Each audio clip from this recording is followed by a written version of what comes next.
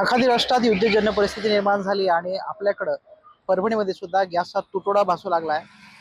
त्याचं कारण असं आहे की कमर्शियल गॅस जे आहे ते मिळत नाही आणि घरगुती गॅसचा वापर हॉटेलमध्ये होताना पाहायला मिळतो. मी आता सध्या परभणी शहरातील विसाव कॉर्नर परिसरात आहे.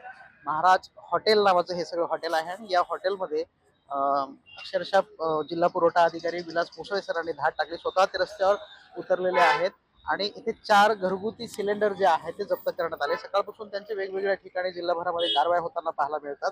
अनेक भागामध्ये कारवाया झाल्यात. प्रत्येक तालुका स्तरावर त्यांनी पथक गट केला आणि स्वतः सुद्धा ते रस्त्यावर उतरले आहेत. आपल्यासोबत सध्या जिल्हा पुरवठा अधिकारी विलास मुसळे सर आहेत, त्यांच्याशी आपण बोलणार आहोत. सर, काय सांगाल, कशा पद्धतीची ही सगळी कारवाई आहे? आतापर्यंत किती जप्त करण्यात आली सिलेंडर? घरगुती गॅसचा व्यावसायिक वापर होऊ नये म्हणून आम्ही सगळीकडे भरारी पथकं नेमून तपासण्या करत आहेत आणि ज्या हॉटेलमध्ये घरगुती गॅसचा वापर चालू आहे अशा ठिकाणी जप्त करत आहेत. या जप्तीच्या कारवाईमध्ये आतापर्यंत कालपर्यंत 11 आणि आज 7 सिलेंडर जप्त केलेले आहेत. परभणी शहरामध्ये 7 केलेले आहेत आणि गंगाखेड तसेच पूर्ण्यामध्ये आज 8 सिलेंडर जप्त केलेले आहेत. असे टोटल 15 आणि 11 26 सिलेंडर जप्त केलेले आहेत आणि आमची कारवाई सुरू आहे. साधारण किती पथक नेमलेले आहेत? कुठे कुठे हे सगळ्या कारवाई चालू आहे? आम्ही जिल्ह्यामध्ये सर्वच तालुका स्तरावर पथक नेमलेले आहेत. तहसीलदार पथक प्रमुख आहेत आणि तहसीलदारांसोबत पोलीस निरीक्षक आणि तिथचे पुरवठ्याचे कर्मचारी अधिकारी या पथकामार्फत या तपासण्या सुरू आहेत. तुम्ही स्वतः दिसताय सगळीकडे कारवाई करताना. तुम्ही किती सगळी आता सिलेंडर आतापर्यंत जप्त केलात? किती हॉटेल तपासलीत? मी 7 सिलेंडर जप्त केलेले आहेत. 3 ठिकाणावरून 3 हॉटेलवरती 7 सिलेंडर जप्त केलेले आहेत आणि आमची आज दिवसभर कारवाई सुरू राहणार आहे.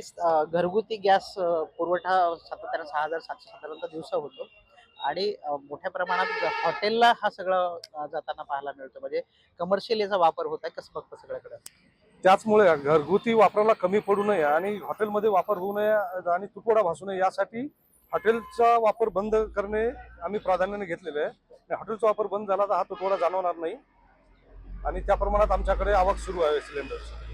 या अनुषंगाने काय कारवाई होणार आहे? त्यांना काही नोटीस वगैरे दिली आहे का आणि हे सगळं जप्त करताय? जप्त केल्याच्या नंतर हॉटेल मालकांना आम्ही नोटीस इश्यू करू आणि त्यांचं म्हणणं ऐकून घेऊ आणि त्यावरती जे उचित कारवाई आहे ती एस्मा कायद्या अंतर्गत किंवा EC ऍक्ट अंतर्गत कारवाई पण होती. एकूणच होते जिल्हा पुरवठा अधिकारी विलास मुसळे सर आणि त्यांनी सांगितलंय की कुठल्याही पद्धतीची घरगुती गॅसमध्ये तुटवडा निर्माण होऊ नये, त्यामुळे संपूर्ण पुरवठा विभाग जे आहे ते ऍक्शन मोडवर आल्याचं पाहायला मिळतंय. Video journalist Ganesh Gajanan Deshmukh, TV9 Marathi, Parbhani.